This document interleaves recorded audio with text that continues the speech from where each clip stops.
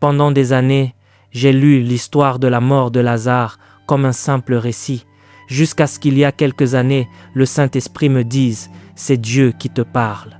C'est Dieu qui te dit qu'il s'intéresse à tes besoins naturels. Dieu se soucie de là où tu es. Dieu se soucie de ta santé. Dieu se soucie de ton travail. Dieu se soucie de ta vie, de ton bien-être. Et le ciel peut intervenir dans les affaires humaines. Le Saint-Esprit m'a dit que ce que Jésus nous enseigne ici possède la même puissance pour nous permettre de reprendre vie à partir de cet événement. Je me suis mis à prier et un matin, le Seigneur m'a dirigé vers le verset 22 du chapitre 11 de l'Évangile selon Jean. Écoutez ce verset. « J'espère que ce qu'il a fait pour moi, il le fera aussi pour vous. Mais je sais que, même maintenant, répétez cela avec moi, je sais. Je ne vous ai pas entendu dire « je sais ». Dites-le sans avoir peur. Je sais. Dites-le comme un enfant de Dieu. Répétez-le encore. Je suis reconnaissant que le Seigneur me parle et que sa parole s'adresse à nous. Reprenons depuis le début. Pourquoi ne pas reprendre depuis la première ligne? Ceux qui savent ne parlent pas ainsi. Reprenons. Redites-le. Je sais. Que savez-vous? Dites-le encore. Même maintenant, c'est cela. Même maintenant, je sais. Que tout le monde le dise. Je sais que même maintenant, tout ce que tu demanderas à Dieu, il te le donnera. Combien d'entre vous ont une demande à faire à Dieu aujourd'hui? Levez la main et dites « moi ». Quand voulez-vous le demander? Dites « maintenant ». Le savez-vous vraiment? Voici une femme qui avait perdu son unique frère, qui n'avait plus de père, plus de mère, plus de mari, plus rien, et Jésus est venu dans leur ville. Elle s'est tenue devant Jésus et a dit « mais je sais, même si personne dans cette ville ne me connaît, je sais que même maintenant, que tout le monde dise « maintenant ». Si Dieu n'est pas dans le présent, il n'est pas non plus dans le passé. Écoutez-moi attentivement, si Dieu n'est pas dans le présent, il n'a jamais été Dieu. Et si Dieu n'est pas dans le présent, il ne pourra jamais l'être demain. Dans son moment de larmes, de chagrin et de douleur, elle a dit « Mon esprit n'est pas aveugle. Je sais que même maintenant, quoi que ce soit, avez-vous un besoin dans votre vie? Croyez-vous que Dieu peut s'en charger? Pensez-vous que Dieu est toujours là? En êtes-vous conscient? Savez-vous qu'il est présent? Il m'a demandé de vous le dire. Il m'a envoyé vous dire que c'est maintenant. Que tout le monde dise « maintenant ». Quoi que ce soit que tu lui demanderas, Dieu te le donnera. Écoutez, qu'a-t-il dit? Dieu vous le donnera. J'ai demandé au Saint-Esprit ce qu'il voulait dire et il m'a répondu « Dans tes moments les plus sombres, quand tout autour de toi est si confus que tu ne sais plus où tu es, ne regarde pas aux hommes, ne regarde pas aux femmes, ne regarde pas au gouvernement, ne regarde pas à la famille. Détourne tes yeux de ces choses terrestres et tourne-les vers celui qui est plus grand que tout. Hier soir, alors que je m'agenouillais près de mon lit et que je priais pour ce service et pour le peuple de Dieu, j'ai dit « Seigneur, que veux-tu que je dise à ce peuple ?» Il a répondu « Dis-leur que tout ce qu'ils me demanderont, moi Dieu, je le leur donnerai. » Dieu m'a envoyé vous dire que ce dont vous avez besoin n'est pas trop grand pour qu'il ne puisse y pourvoir. M'avez-vous entendu? Ce dont vous avez besoin n'est pas trop grand pour que Dieu y pourvoie. Répétez avec moi. Ce dont j'ai besoin n'est pas trop grand pour que Dieu me le donne maintenant. Avant de poursuivre cette vidéo, j'aimerais vous partager quelque chose d'important.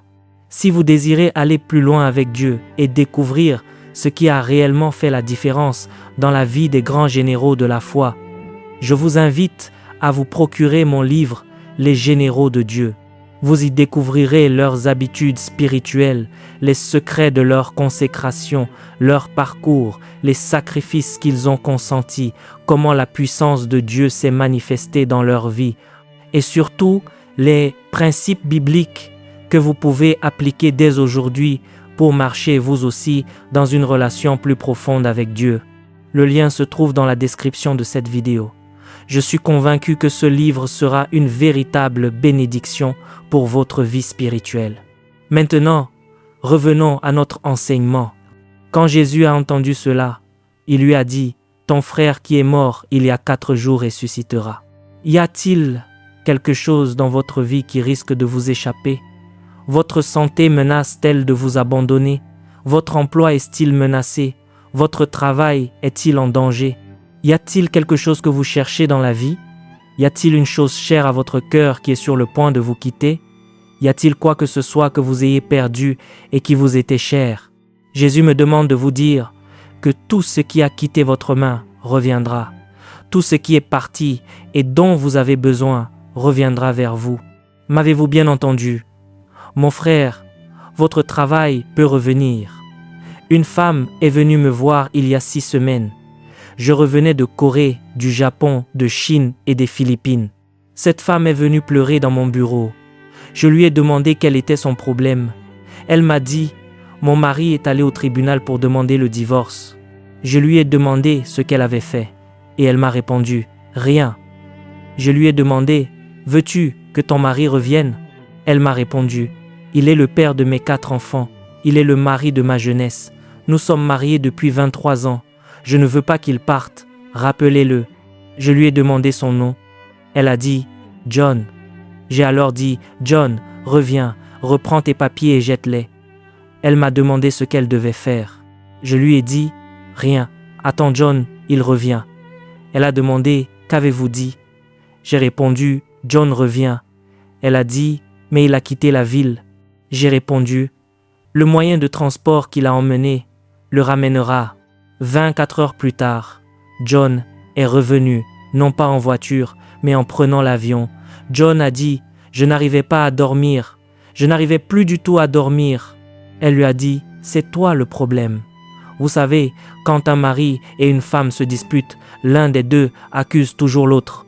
L'homme disait qu'elle était le problème et la femme disait que c'était lui. Après 5 minutes de discussion, elle a proposé d'aller voir leur évêque. John a amené sa femme en pleurs. Il m'a dit, « Papa, je n'arrive pas à dormir. Je ne sais pas ce qui ne va pas. » Tout en moi me dit de revenir, de faire demi-tour. Alors j'ai pris l'avion. Je veux que tu supplies ma femme de se remarier avec moi. Je suis venu récupérer les papiers du divorce.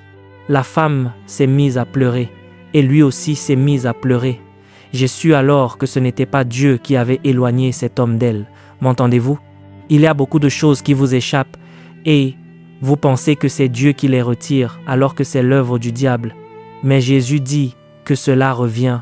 Seigneur, cela revient. La puissance revient. La vie revient. Dites Alléluia, Alléluia. J'ai demandé à John ce qui s'était passé pour qu'il demande le divorce. Il m'a dit, je ne sais pas du tout. Je me suis réveillé un jour et j'ai pensé que je n'avais plus besoin de mon foyer. Je n'avais plus la force de continuer. Il a répété qu'il avait perdu la force de continuer. Peut-être y a-t-il quelqu'un ici ce matin qui a presque perdu la force de continuer. Il y a une vision que Dieu a mise dans votre esprit. Dieu vous a dit d'avancer, mais le diable vous dit d'arrêter. Le Seigneur m'a envoyé vous dire que cette vision revient. J'ai demandé à John ce que sa femme avait fait. Il a répondu, elle n'a rien fait. Je lui ai demandé, as-tu pensé à tes enfants? Tu es le seul père qu'ils aient. Il a dit, j'avais perdu la mémoire. Je ne pensais plus à ma femme. Je ne pensais plus aux enfants.